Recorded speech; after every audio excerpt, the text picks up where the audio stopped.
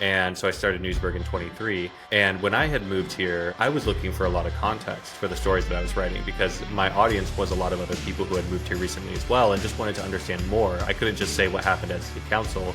I had to say why it was happening at City Council, right? When I went to go look online, so much of that was just gone. The local paper had been purchased and sold a few times where a lot of the links that did exist were no longer working. The library was inconsistent because publishing schedules had been inconsistent. So suddenly these stories that I would have needed to use to reference future stories had also just disappeared at a point. And I think that was the first time. That was maybe a year and probably a little bit less that I had that feeling of, oh no. Welcome to the News Nirvana Podcast. I'm your host, Nick Parker.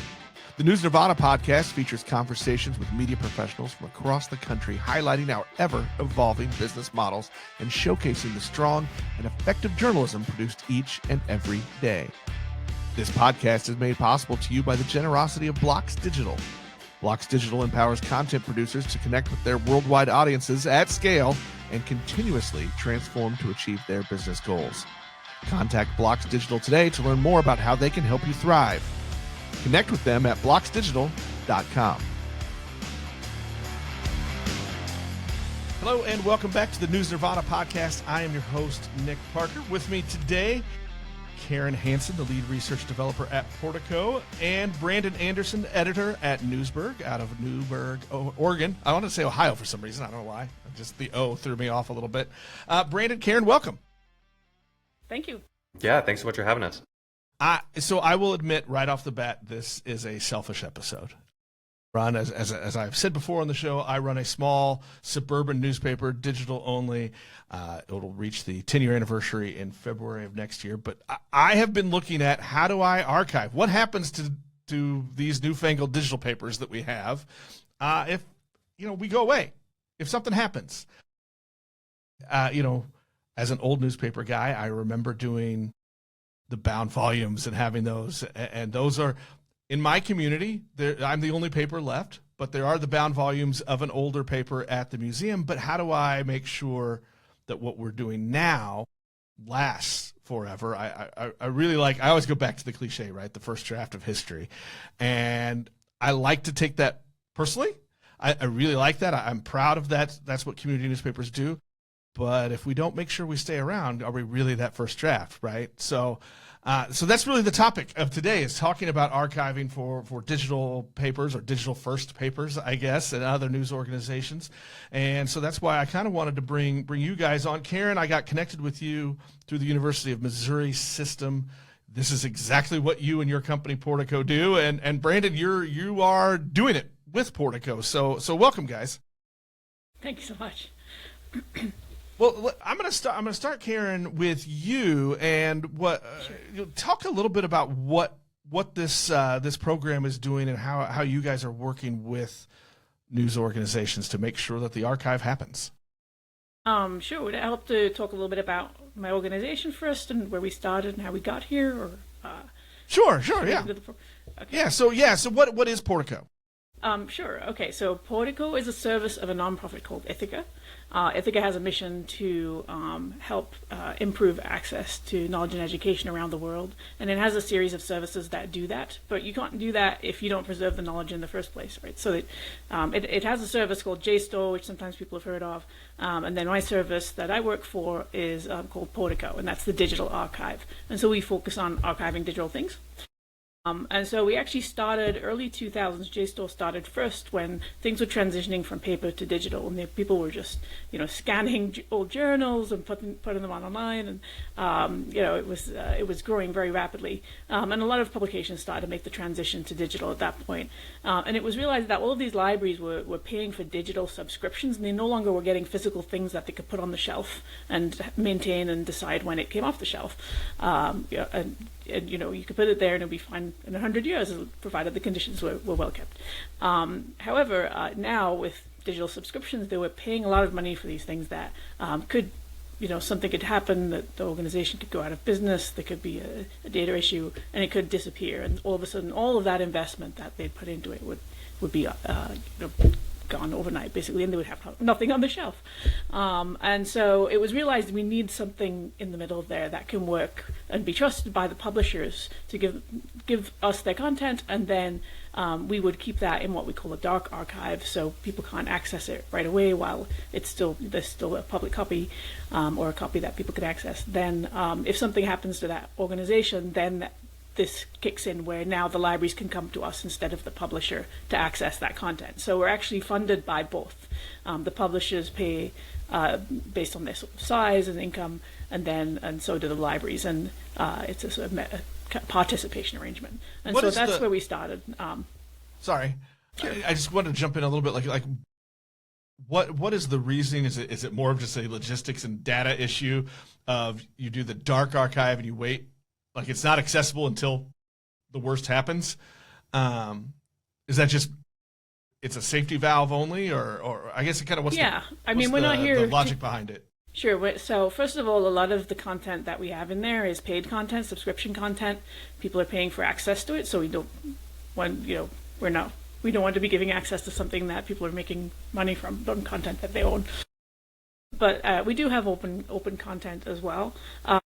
Essentially, we do, and it's not that nobody can access it. We have an audit site where people can go in and do auditing, basically make sure that it's at a quality that they're happy with, that everything's there, and we generate reports to show that things are complete, and librarians can request that if they buy a journal, they want to make sure we have the holdings.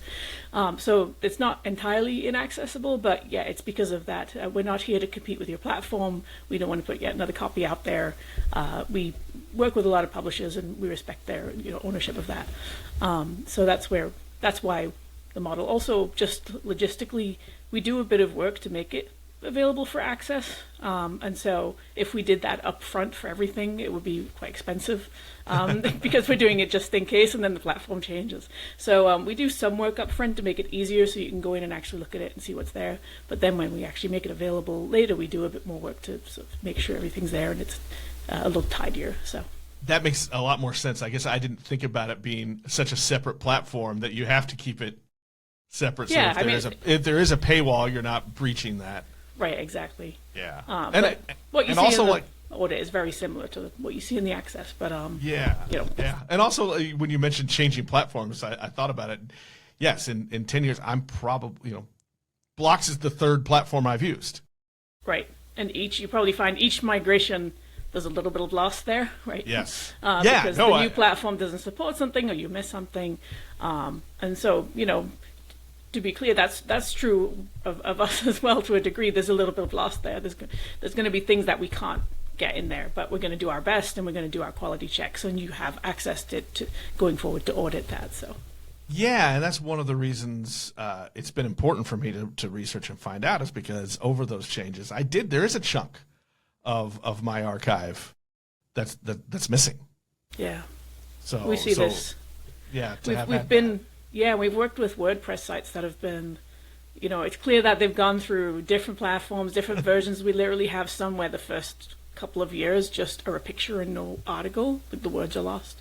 So there's nothing we can do about that, but that's why, if we work with the current platform, we get the best, at that point, and then going forward, it should be, if you go to a different platform and lose something, then we've tried to get the best version at the time it was created, rather than trying to reconstruct things later. So, Brandon, I'm gonna turn to you a little bit here. Let's hear a little bit about what your involvement in the program and what it's doing for you. You told me offline, Newsberg is entering its third year of publication. So where is this something you've been working on from the beginning, or was there a point that you said, oh, wait a minute, let's make sure that we have all this stuff?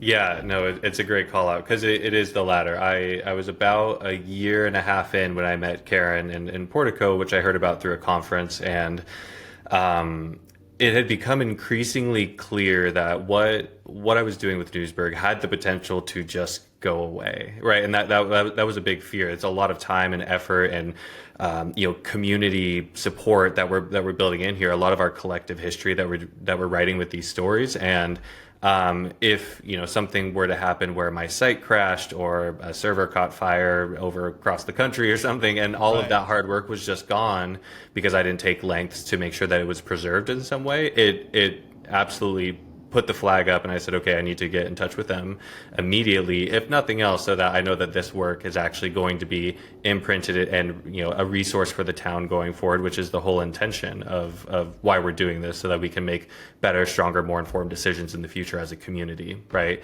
So yeah, it was really quick from when I saw that. I reached out kind of immediately, and as a new publication, I was like, maybe I'm not the right candidate for it, but Karen was like, oh no, this is what we're looking for. Let's get to work. Is that a similar story, Karen? I mean, is this what you're hearing as you guys have grown this project? We've had just a really wide variety. Some very established that have, you know, become digital only now, and their library used to, or an archive used to have the paper copies, and now they don't know how to archive it anymore. And so yeah, just so many different stories, different sizes. It's hard to put this. It's more anecdotal, I think, but yes, we've heard this story a couple times at this point. Yes. Yeah, I feel like I'm a pretty tech savvy guy, but when I started thinking about it, I had no idea where to start or how it would work. You want to know?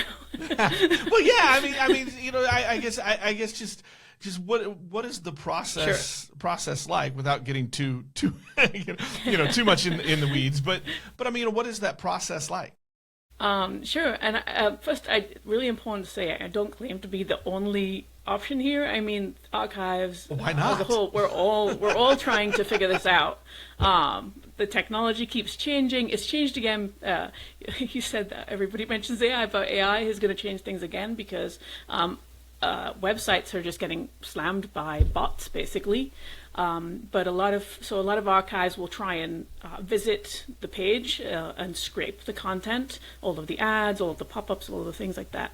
And so other efforts are doing that. What we wanted to do was, you know, this was raised as a concern to us that wasn't getting everything that, you know, sometimes pages are missed this way. And so we were asked to look at, can we try a different way, and where the focus is, you know, things like subscription content that can't be accessed that way a lot of the time, or, you know, being able to get those deep articles from the beginning that might be missed by web crawlers and things.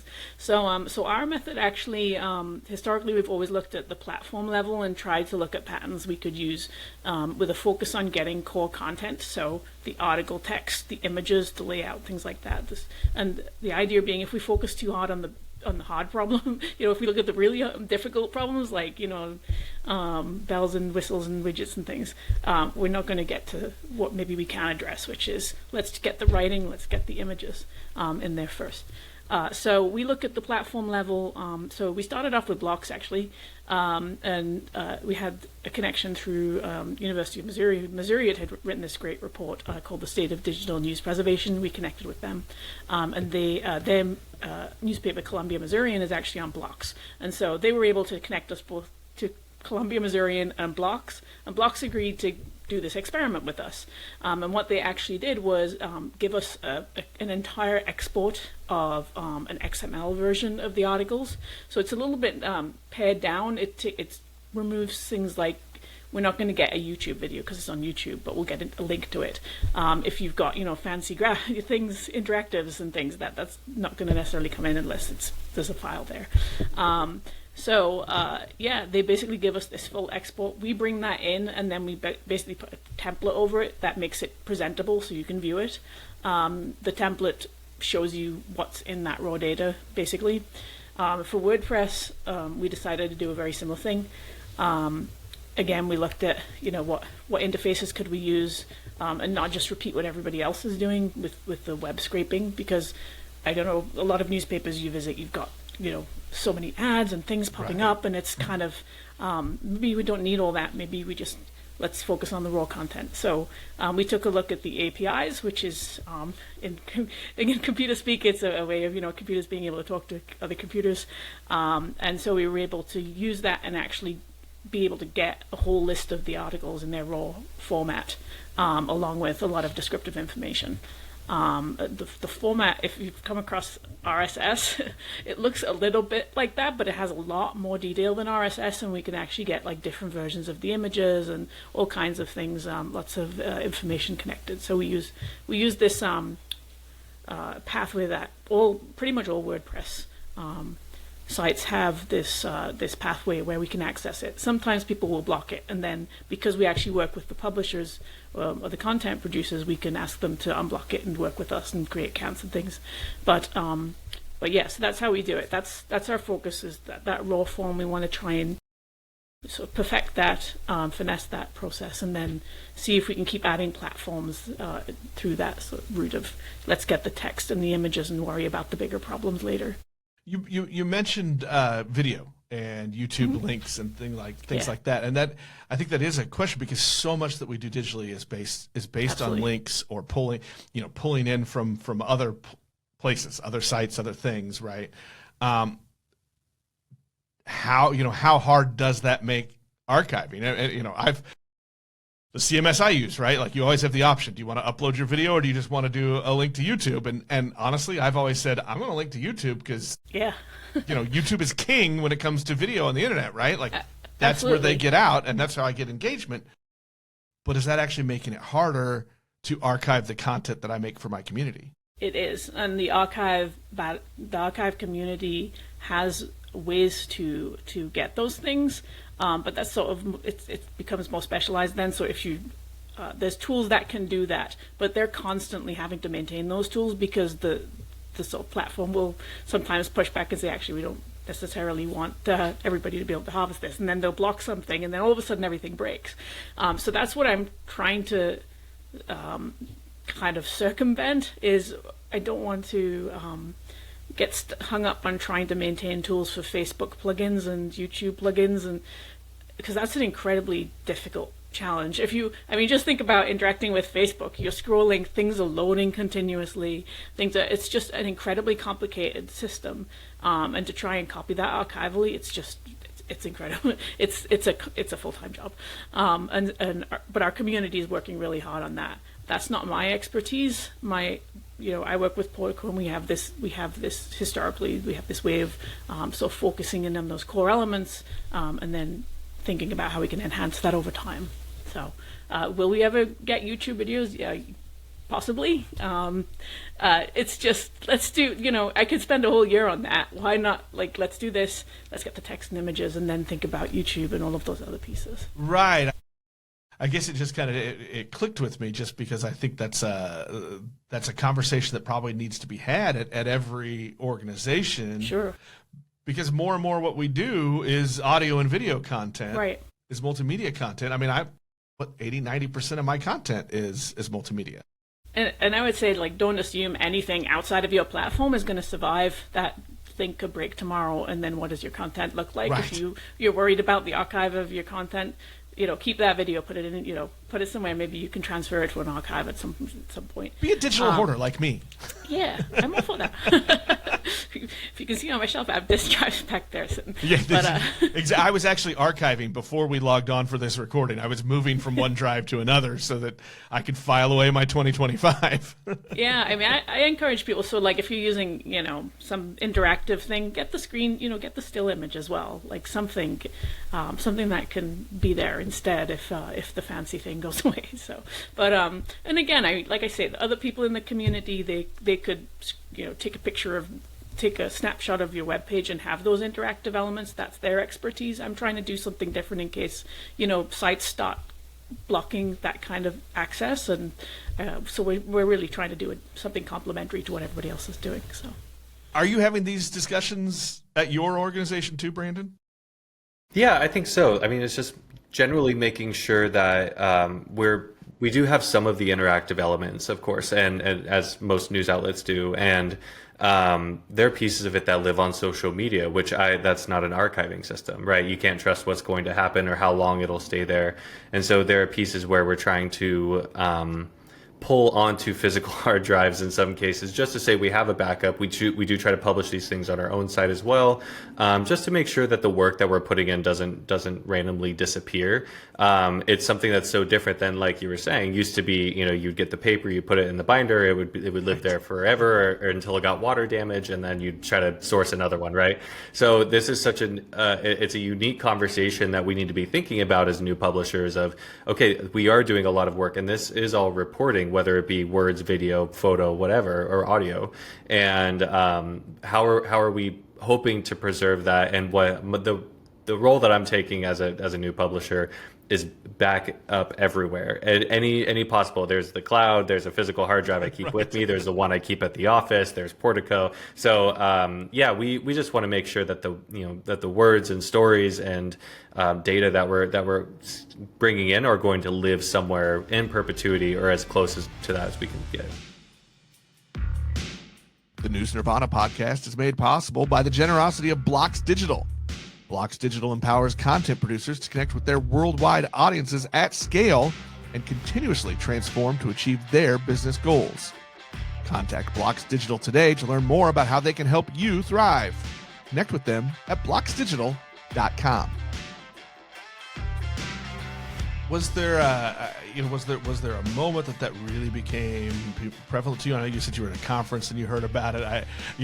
For me it was I use Dropbox. I also have, a bunch of SSD drives that I change out every year. I've got another one sitting across the way that I put stuff in. I'm a little paranoid. But there was a moment where I lost a hard drive crashed and I couldn't get to anything. Did you kind of have a moment like that where you went, oh no? Yeah, it was thankfully not with Newsberg, but I was looking for an old project because I had slowly started getting back into journalism before I started Newsberg, and I was like, oh, I can find some of my old projects from college and just post-college that I had on a hard drive that I know has been sitting in the corner of this drawer for years. And so I went to go fire it up and it was completely bricked, the whole thing. So like all of those projects that I worked on were just gone. And then that's when I started going through any like drive stuff that I might, Dropboxes, anything, and I couldn't find it. And so, yeah, that work, I mean, it might be living on the University of Oregon server somewhere, but truly I think that all of what I did there is just kind of gone. And the second, when it hit true for Newsberg as well, is when I was looking to research. I'd moved to this town, to Newberg, Oregon in 2021. And so I started Newsberg in 23. And when I had moved here, I was looking for a lot of context for the stories that I was writing because my audience was a lot of other people who had moved here recently as well and just wanted to understand more. I couldn't just say what happened at City Council. I had to say why it was happening at City Council, right? When I went to go look online, so much of that was just gone. The local paper had been purchased and sold a few times, where a lot of the links that did exist were no longer working. Mm-hmm. The library was inconsistent because publishing schedules had been inconsistent. So suddenly, these stories that I would have needed to use to reference future stories had also just disappeared at a point. And I think that was the first time. That was maybe a year and probably a little bit less that I had that feeling of, oh no, if Newsberg goes away tomorrow, I want to make sure the next person that reports news for this town is able to look back and say, okay, yeah, I saw this story come through. Here's the information, the research, the quotes, the people, and then we can use that to write a better story for the community going forward. Right. I love that because I think that's what most of us are trying to do, right? That have started things up to fill the desert. That happens is that there's that little bit of history goes away. And you notice it really quickly in a small town that, a lot of things people will say to me still in this town, like, well, that's what Facebook is for. I'm like, say somebody's account goes private, right? And they posted about some great time they had at some event or something. We can no longer access that. Or again, if they delete their account or something. So that's where local media really steps in. Again, I use the term shared history all the time because that's really what we're acting as is remember that time and the thing with the person at the place, and we can fill in all of those with a single news story and something that we can reference and look back on and remember together with a trusted reporter who's going to report the facts and how things actually came through. And It's so important to a sense of place. Oh, exactly. And I think that's the best thing we can do and this is a little farther off topic, but the best thing we can do to restore trust, right, in news media is being that trusted reporter in somebody's backyard. Yeah, bingo. Whether it's a business event, whether it's a new, something happening at City Hall, all of those things, right? That it's the trusted person they know that's there to record those things. It's the baseline responsibility as community journalists, not only to report and research and publish, but then also, again, to bring it back to the conversation, to preserve. And I still will look. I can look at the Newberg Graphic is our legacy paper, and they've been publishing for over 100 years. So now I can go back to. My University of Oregon, archived a lot of the local papers from 100 years ago, and I can go and pull snippets out. And you know what? There's still names that are still prevalent in this town that have little snippets of, that they went to the next town over and said hi to their grandkids or something, right? It's really cool to establish some roots here by understanding, oh, this is the role that the paper has played this entire time, and we're just modernizing it today. Karen, what kind of pressure does this put on you? A little bit. A little bit. I'm glad that there's a community of archives people working on this and not just me. But yeah, I'm working hard in my little segment here. Didn't know if this that is important to me too. I mean, our stories are important. Our history is important. Is what you were just talking about? I mean, is that the hardest? Is that the hardest part of the job? Scraping through all of those things. But the fact that we have content linked here, linked there, there's ads. I mean, like for you just to dig in and really just pull the article and the photos, is that the hardest part of it? I mean, technically, we're trying to take approaches that make that a bit easier. I think the hardest part is just the nature of human behavior on platforms. People do crazy things. They use. I mean, I should have put them nicer, but they'll use plugins that have maybe only been used in 2 other places in the world in WordPress, and then they're not very well designed, and then they do really strange things, and it just comes through as empty or blank. And there's nothing that I think that's hard, is sort of that long tail of just behaviors that we can't program for, or we would spend forever trying to deal with those. I think you got to look at the big picture, that 98% of these look good. That's how we can't. I think for me, unfortunately, I'm a perfectionist, which has its challenges in this field, because I always want everything to look exactly like the original. But you can ask any preservation person at some point. You've got to kind of let go and accept that there's going to be a rate where it's there's things that you just can't do, and you got to sort of accept that. That's hard. That's hardest for me, I think.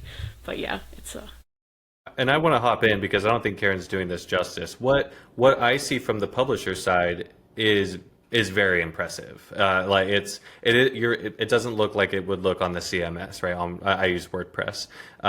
It's not exactly formatted perfectly, but the fact that the photos are preserved, which that's something that we put a lot of emphasis in, and they're preserved in their blocks on the stories with their captions and the photo credit.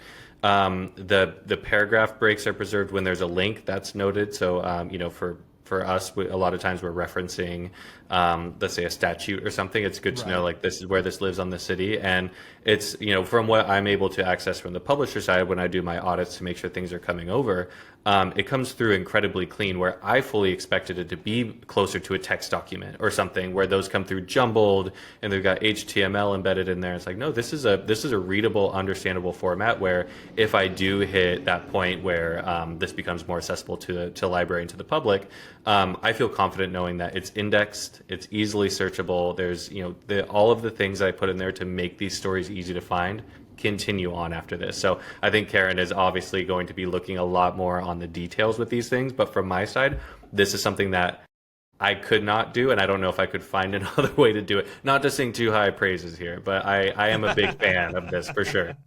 Well, and I think you brought up 2 really good points: the accessibility and the usability. I mean, that's the key. That's the crux of everything we're talking about, right? Is that this stuff is not only there but available. If we go away, if things change, hey, look, we've started businesses. If somebody wants to offer us money at some point, we got to be realistic. We got to have these conversations. Yeah. Right. But to have that accessible and usable for the public in whether it's next year or 2 generations from now, that's key. That's the thing we're really talking about. So I think that's probably important for people to hear, that there are tools that can make that happen.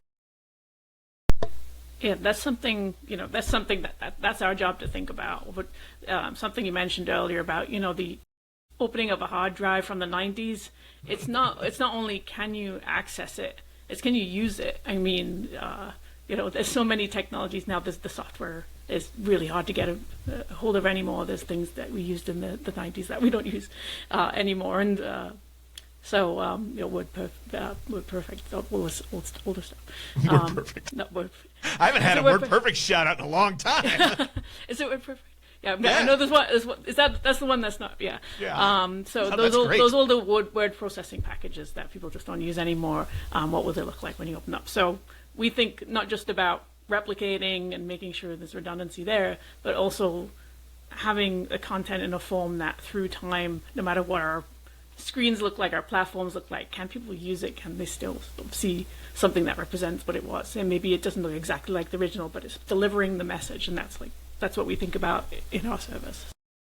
What's the relationship like between you, the publisher, and then you said you're also working with libraries or local museums? What's that interplay there, and how are you kind of putting everybody together to get what needs to be done? So that's a great question, because I think it kind of gets at the difference between this service and the service that we started with. So obviously, libraries see our service as important to their mission because they want perpetual access to content for their patrons, their users, and so they're willing to help maintain our service by contributing to it so that they can have that. And so they actually help ensure that publishers participate by including it on their contracts that they need to preserve. If they're going to spend money on these subscriptions, then the contract will actually say you need to have the material in a preservation repository where we can then access it. So that kind of that's almost the glue that holds everything together. We all kind of need each other in that respect. I think that is sort of missing from this because the libraries aren't involved as much in those, in rare cases, but for the most part, libraries aren't the ones subscribing to the newspapers. A lot of the newspapers are open. And so that's the glue we're trying to figure out with this pilot that we're working on. But yeah, I mean, I think it's kind of just it was one of these rare situations where everybody understood we kind of needed something, and we filled a role, and this sort of, I think we just kind of, we work together. It's nice. It's important to note real quick that this is what we're talking about is a pilot program. You've got just a small group of publications that you're working with right now, and hopefully it all works out. You can grow, and hopefully for me too, because I want to be part of it. Yeah, we started the year with 2 on blocks, and now we're at 32. And our goal was 30 this year, so we just made it this week. Yay. That's awesome. Brandon, have you been working with your local library or similar organization to make all this work? Yeah. What's that on your side? Yeah, I've worked pretty closely with them, at least for the past year. But I know when Karen and I first talked, the goal was to connect the library in to this, again, to ease the pressure from our shoulders as publishers and make sure that we have multiple people in. But just knowing that the library's role in my town is archiving and making sure that the stories are preserved forevermore. And so I believe after talking with Karen, we agreed on the pilot. Shortly after, I went personally and talked to the library archivist and just explained what was happening and if they would be interested, and they resounding yes. The Newberg Public Library was awesome just to say, we think that this is something that's really important. And so they jumped on a call, I believe, with Karen and continued the conversations there. The beauty from a publisher side is that so much of this is hands off. It was a lot of we set it up. They set it up. I said, yeah, let's go ahead. Archive away, have fun. They set it up, and then it just runs as an RSS feed does, right? It's very, very similar to where I don't notice that I have a monthly recurring task for myself to audit, make sure that things are going over correctly. but there's a lot of trust there now, so I might skip them every now and again. Don't tell anybody. But especially at the beginning, I wanted to make sure that the things were going over correctly. But if I didn't have that monthly recurring task, I don't know if I would even worry as much about it, because it's been going over so smoothly. And then from the library perspective, I think that they've seen the same thing, where they're like, now this is just a part that we know that we can have access to, but the job is being done, which today's day and age, it's so nice to have something that we don't have to worry about or have to worry about as much. Yeah. Were there hurdles to get it started? I know you're saying it's smooth and you've got kind of your monthly audit, but I won't tell anybody you skip sometimes. Okay, thanks. Yeah, my boss will get really mad. Yeah. But were there some hurdles in the beginning? From my perspective, no. The only hurdle was that because it's a pilot, it took time. It was there, and I believe WordPress, Karen, you can correct me here. I believe this was one of your first WordPress sites as well. So you were building on as we were building the plane as we were taking off. So that was the only real hurdle. Other than that, like the agreement, everything was very smooth, made sense. And again, it just runs in the background. But yeah, Karen, I imagine you had a few more hurdles than I did.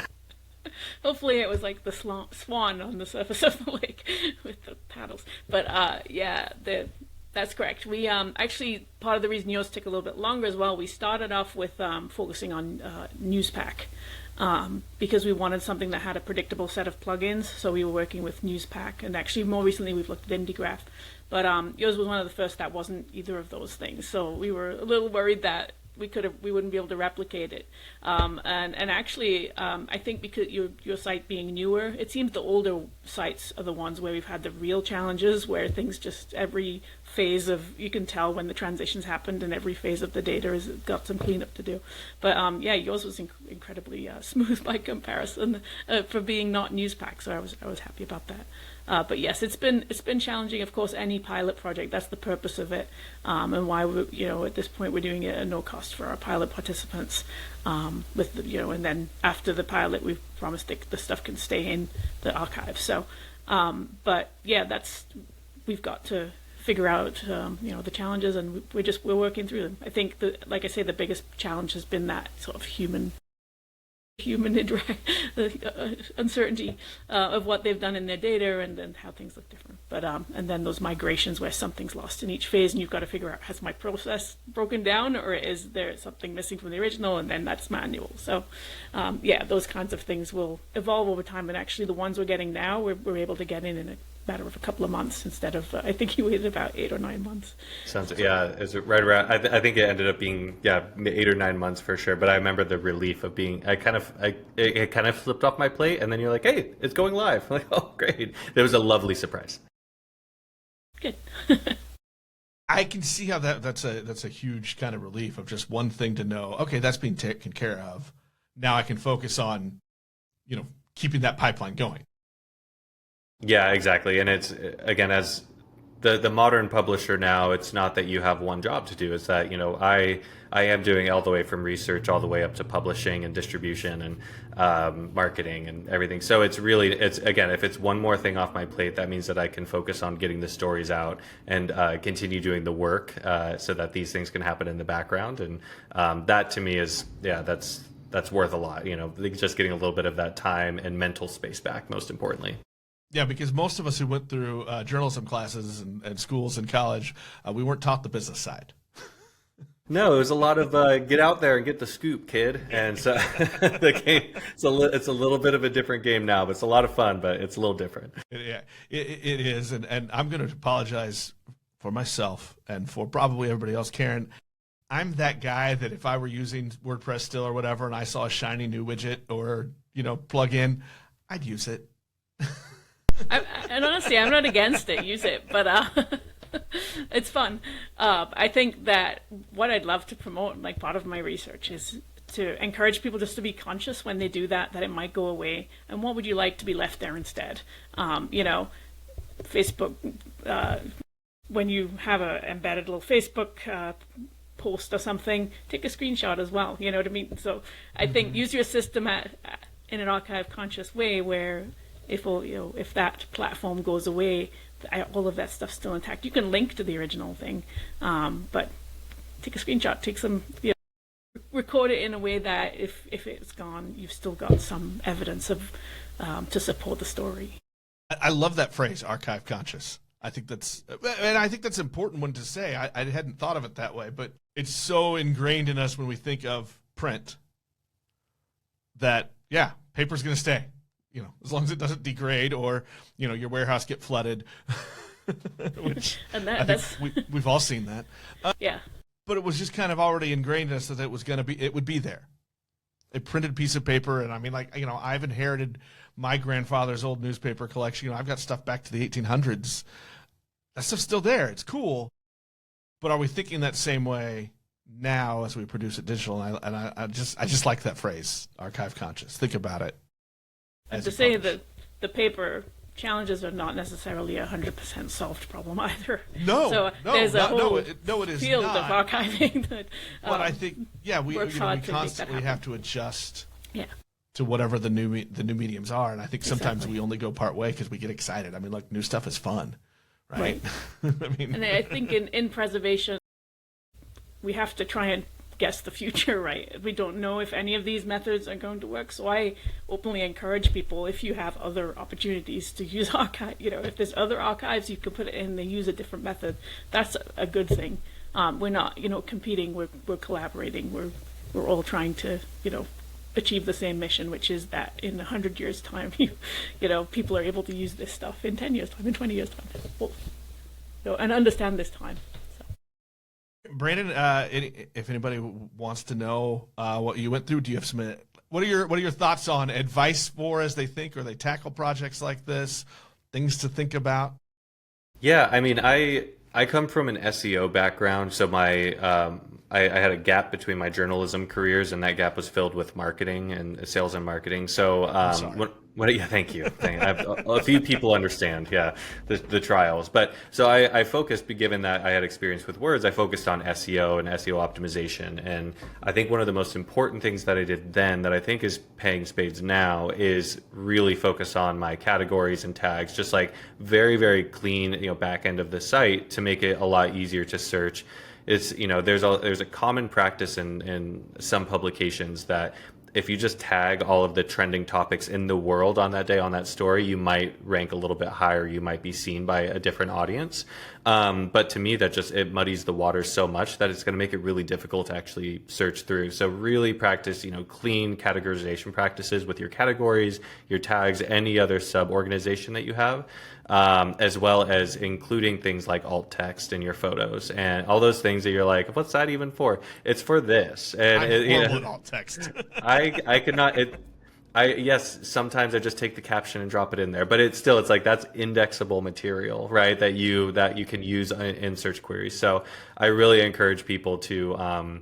It takes a little bit of extra time. It's so annoying when I'm on deadline and I just need to get a story out, but I do every time. And now I've got 500, and I just opened up Portico. I've got 564 stories that are archived and easily indexed and tagged, and everything makes sense because I took the extra few minutes, annoyingly, at the end of pressing publish to make sure that things were right on the back end of the story. So that would be my main advice. I feel like that's probably we could do a whole other hour just on that, the importance of and how to do it. Yeah, have any time. I'm horrible at it because I want to move to the next thing. I need to publish this and then I need to go to the next thing. But yeah, no, I think that's a big thing to tell people to remember and to prioritize. Yeah, we love it. The more metadata, the better. And we try to pull as much of that through as we can, and we do with tags and things. They all come through. Is that one of the biggest pieces of advice you'd give as people look into these kind of things? Yeah, no, probably not the biggest advice. I think probably the one I told you earlier, if you're going to use things outside of your platform and all of the new fancy things, just understand they may go away and that may be lost. Not only because you don't have, if it's not archived, but even if it is archived, those are the things that are hardest for us to preserve over the long term, those interactive things. So just that would be my biggest advice to any platform manager or content creator is just, what if that goes away? Do you still have the evidence to support what you're writing? Archive conscious. Archive conscious, yeah. Love it. We T-shirts made. we have immediately, I was like, I'll wear that hat. I'll wear a T-shirt. Yeah. Well, I have another project called Embedding Preservability, so there's that one too if you want that for a hat. But it's a little bit It's a little bit less catchy, maybe. I like both of those. That's just, you need a whole T-shirt line. Well, I appreciate you both coming on and sharing this story a little bit. I'm going to start, Brandon. If people want to see what you're doing at Newsberg, where can they find it? How can they follow you? Yeah, newsberg.org, NEWSBERG.org, or you can find us on Instagram with Newsberg and an underscore. Those are kind of our two main outlets, but we have an excellent weekly newsletter, email newsletter that goes out. And if you want to know what's going on in Oregon's Willamette Valley, we're the source for you. You're the one. Karen, how can people, if they want to pester you with questions, they want to beg you or bribe you to get into your system, how can they follow or find you? Sure. Yes, please pester me. We are going to be looking for more pilot participants over the coming year, and so I'd love to hear from you. So our website is portico.org, but probably the easiest way to contact would be to directly by email, if I can give my email. Yeah, absolutely. That would be Karen, KAREN.HANSON @ithaca.org, and would love to hear from anyone who's interested. Well, I want to be at the top of your list. We have you at the top of our list. Yes, love it. I love it. When we start doing new blocks, yeah. Hey, thank you both for your time. I really, really appreciate it. Congratulations on getting it started, Brandon, and getting going. I think that's fantastic. You are where I want to be with having that archived. Yeah, well, come join the party. It sounds like you're on that list, so we'll be happy to archive together. How about that? There we go. Another T-shirt. Archive party. Did I mention I was in marketing before? Yeah. There we go. Hey, thank you both. I appreciate it. That'll wrap us up for this episode. We'll talk to everybody next time. Thanks, Nick. Thanks so much, Nick. Bye-bye. The News Nirvana podcast is available on Apple Podcasts, Google Podcasts, Spotify, or most any of your favorite podcast apps. The News Nirvana podcast is made possible by the generosity of Blocks Digital. Connect with them at blocksdigital.com.